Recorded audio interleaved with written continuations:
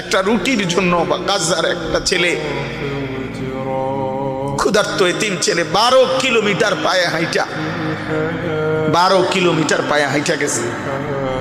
এরপরে যখন একটা রুটি নিছে, দুশ্মনের বুলেটে তার বুকটা জাঁচড়া হয়ে গেছে, রুটি হাতে শহীদ হয়ে গেছে, রুটিটা খাইতে পারে না।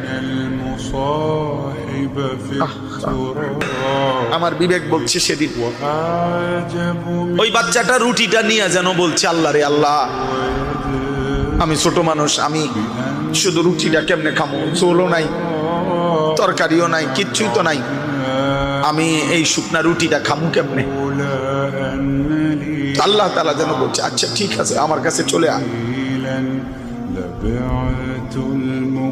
থাকিস না আর দুনিয়া, আমার কাছে আইসা পড়, আমি জান্নাত থেকে তোকে দিয়ে দেবো, যা।